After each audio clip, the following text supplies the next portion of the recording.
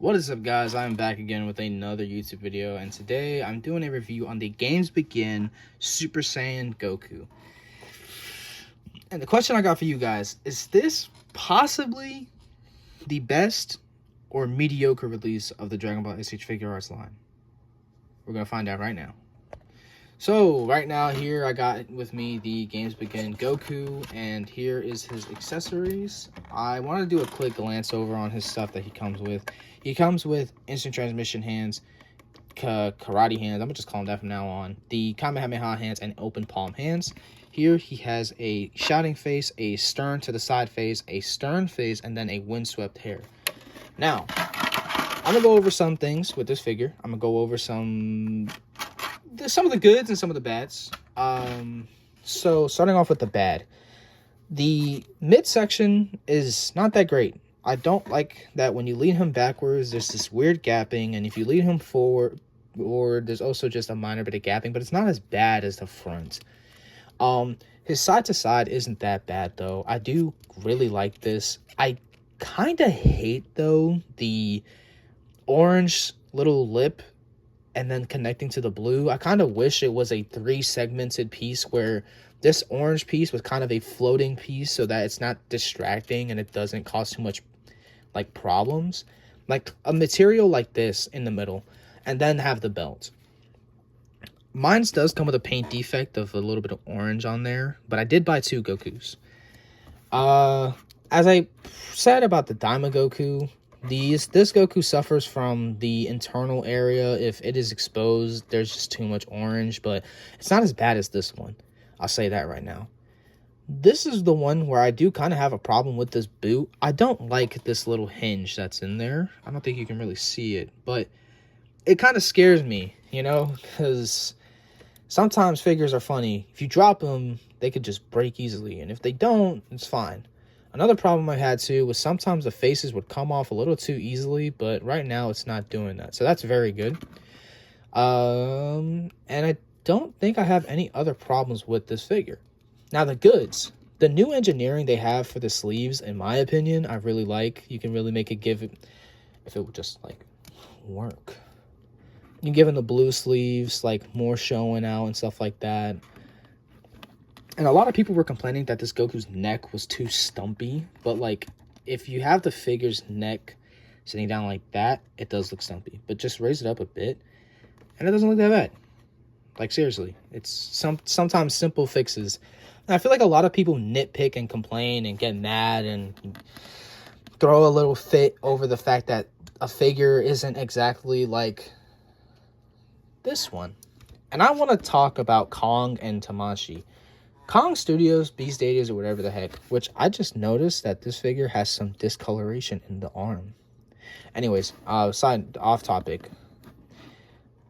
A lot of the people think that Beast Deities and paved the way for like 3.0 engineering, but that's not the case. I can say that right now. I think what Tamashi's doing and that they're taking their time learning and trying new things is definitely good and a lot better than just simply reusing the same molds over and over again. They do with general releases, but I mean, it is what it is at this point. You know, like 4 different Goku figures are coming out and they all have this same engineering, but not the same mold. God Goku's skinnier, base form Goku and Super Saiyan Blue are the same.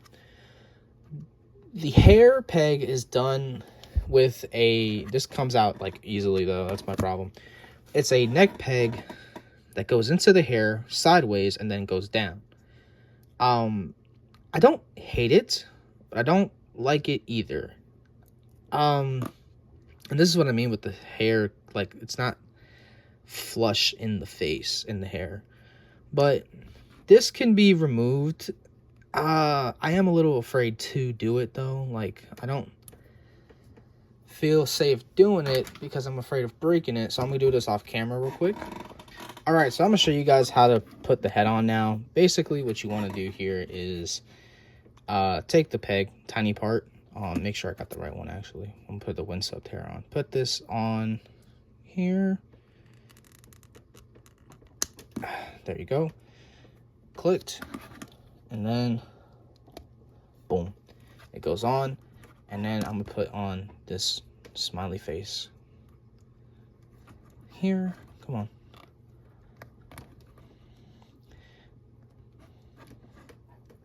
Oh my god, see, I'm missing like some of that part there. Make sure that's good. I don't want to complain too much when it comes to reviewing action figures because I want to give like my own personal opinion. I don't want to be like everybody else and be like, oh, this figure is bad, oh, this figure is good. No, my opinion and my thoughts on this figure, and this looks so amazing. I love this flowing hair. My opinion and my thoughts on this figure, I think it is a genuinely good figure for the price that it is. But it does have its problems. And does that mean, does this make this a bad figure? Does this make this the worst figure of all time? No. Do I think Tamashii could have done better on this? Yes. Do I think this is better than most of, not Demoniacal Fit. Is this better than most of the figures that Kong Studios put out? In my opinion, yeah. Especially in terms of QC.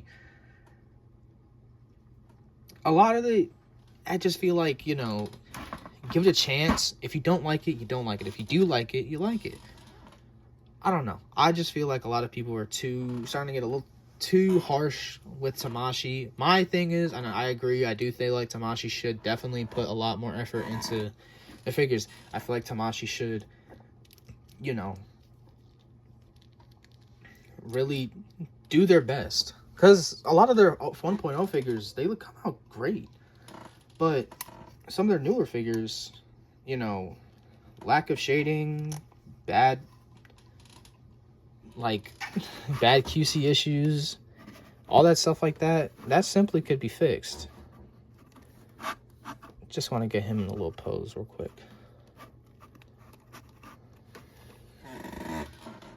Take the phone off the stand. Take the thumbnail shot. And put it back on here. I love this Goku figure. I think it's very fun. I love the smiley face. And for me personally, in my personal opinion, this is probably the best Goku. And I can't wait for them to drop more. I can't wait for the other Gokus that are coming out soon and whatnot. I do suggest heating your figures too. I've got to look into getting some more shock oil and stuff like that. But yeah. I did it. Oh, I did it. Got the blue sleeves out all the way. Nice. I would say heat up your figures, you know. Now, let's get into the size comparison. I already showed him, but here he is next to Zycor. Zycor being a little taller.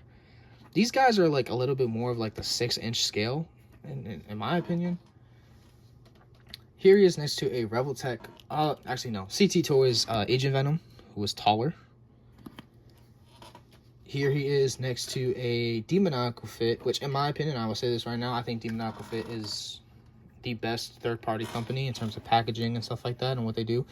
Here he's next to Broly, the DF Broly. Looks amazing, and I really want to do a shot with these guys now. I might do another photo shoot when I get the chance. Here he is next to a Kaioken Goku.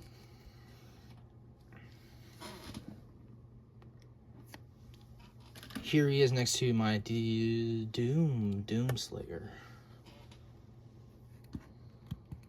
Very tall, McFarlane scale.